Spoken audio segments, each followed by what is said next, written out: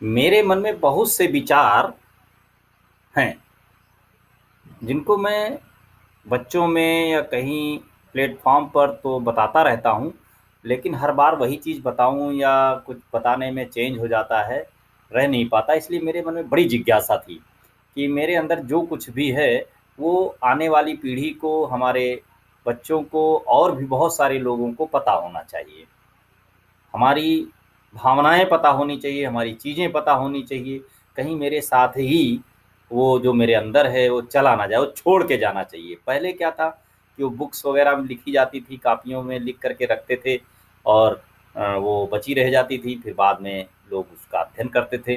लेकिन अब एक जब से मैंने यूट्यूब के बारे में सुना और जाना, अभी बहुत जल्दी ही उसके बारे में मैं अभी कम ही जानता हूँ, लेकिन मुझे बहुत अच्छा लग रहा है कि मैं अपनी बात को यहाँ पर रख सकता हूँ, स्टोर कर सकता हूँ, जब जो चाहे हमारी आने वाली पीढ़ियों में अगर कोई जानना चाहे इन बातों को, तो अ, जान सकता है कि मेरे अंदर के विचार क्या थे और मैं क्या जान रहा था और क्या बताना चाह रहा था, किस तरीके से। तो मेरे बारे में जानना है, मैं जो बता रहा हूँ उसे जानना है। जिसको बच्चों के लिए ज़्यादातर मेरी सारी बातें बच्चों के लिए हैं, आने वाली पीढ़ी के लिए हैं। मैं टीचर रहा हूँ, इसलिए टीचिंग संबंधित बातें होंगी। कुछ तो मैथमेटिक्स में पढ़ा रहा हूँ लगातार, छोटे-छोटे बच्चों पर ज़्यादा ध्यान है मेरा और उनमें संस्कार उत्पन्न हो, उनका नॉलेज बढ़े, इसलिए ज़्यादातर जीके और विज्ञान, साइंस से रिलेटेड बातें मैं कर रहा हूँ। तो छोटे बच्चों के लिए जो टीनेजर्स हैं, मतलब 25 से नीचे वाले बच्चों के लिए इन सब की बहुत ज़रूरत है। फिर कॉम्पिटिटिव एग्ज़ाम के लिए जो लोग बैठ रहे हैं, उनके लिए तो बहुत ही इम्पोर्टेंट चीज़ें उसमें मिलेंगी। मैं कोई गेस नहीं कर रहा हूँ, मैं कोई छोटी-सी बात नहीं कह रहा हूँ कि ये ट्रिक्स है, इस तरीके से आप सॉल्व कर दें। मैं आपको कोई ऐसा तरीका नहीं बता रहा हूँ जहाँ शॉर्टकट हो। मैं एक विस्तार से चीज़ों का नॉलेज रखूँगा। ये है कि मेरे बताने पर आपको याद हो जाएगा और उनमें से कोई भी चीज़ कहीं भी अगर आई या पूछा गया, तो आप अपने आप को महसूस करेंगे कि आप किसी से कम नहीं हैं। आपको बहुत सी चीज़ें हैं जो आ रही हैं, जो शायद और लोगों को नहीं पता है। इसी कड़ी में मैं आज एक और बात बताना चाह रहा हूँ।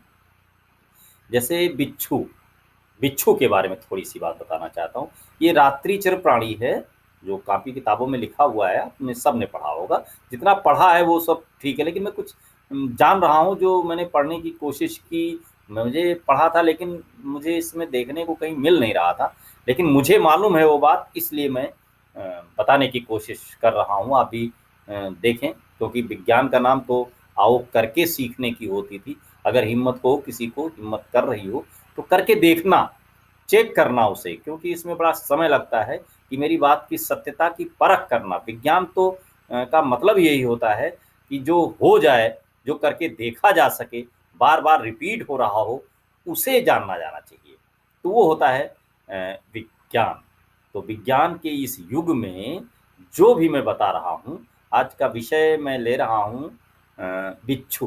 बिच्छू के बारे में कुछ जानकारियाँ मेरे पास हैं। तो उनको भी देखें। बिच्छू रात्रिचर प्राणी है, रात को निकलता है, उसके डंक होता है, डंक मारता है वो। और सबसे बड़ी बात जो मैं जानता हूँ, उसको सर्च भी किया मैंने, मुझे बताया था मेरे गुरुजी ने, मुझे जो पढ़ाया जा रहा था कि बिच्छू अपने जीवन काल में केवल एक बार माँ बनती है।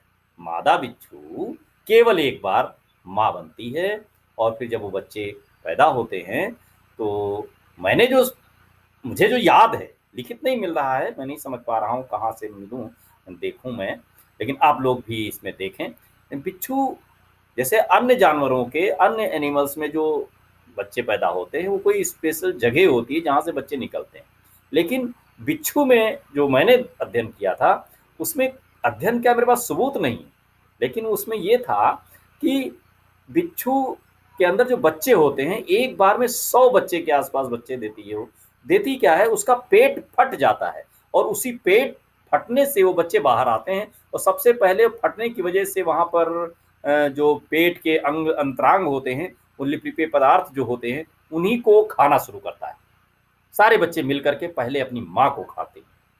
ये वो बात है जिसको मैं आपसे बताना चाह रहा था। इसको चेक ज़रूर करें कि कहाँ तक सत्यता है और कमेंट में मुझे बताएँ भी, कहीं सबूत मिल जाए, कहीं लिखा हुआ मिल जाए, क्योंकि ये तो मिल रहा है कि बच्चे होते ही माँ को खाते हैं, माँ के ऊपर सवार हो जाते हैं, लेकिन इसमें मेरे समझने में, आप भी समझें कि जो बच्चा तुरंत पैदा होगा और दौड़ करके माँ की पीठ पर कैसे चढ़ जाएगा, ये संभव नहीं है। जो फोटोग्राफ अभी मैंने देखे तो उसमें सब इस तरीके के फोटो दिख रहे थे कि वो बिच्छू जा रहा है, उसकी पीठ के ऊपर बहुत सारे बिच्छू के बच्चे हैं और फिर उसको ऊपर से खा रहे हैं।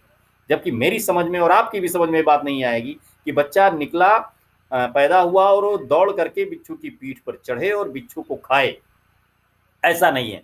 इस पर मेरी बात में सत्यता है, लगती है। अब आप भी चेक करें, हो सकता है गलत हो, लेकिन बिच्छू का पेट फटता है और फटते ही उनका भोजन ऑलरेडी बिच्छू होती है, तो पेट फटते ही जो पदार्थ होते हैं उन्हीं को खाना शुरू कर देता है, थोड़ा सा बड़ा हो जाता है, फिर वो बिच्छू की पैदाइश इस तरीके से होती है। ये मेरे अंदर जानकारी थी, जिसको मैं आगे ट्रांसफर करना चाहता था कि और भी लोग इसको जानें और परखें, इसलिए मैंने इस बात को आज यूट्यूब पर डाल रहा हूँ। आप भी इसको देखें, समझें, जानें, कमेंट में मुझे बताएं क्या ये बात सच है, क्या ऐसा होता है, और फिर बातें की जाएंगी।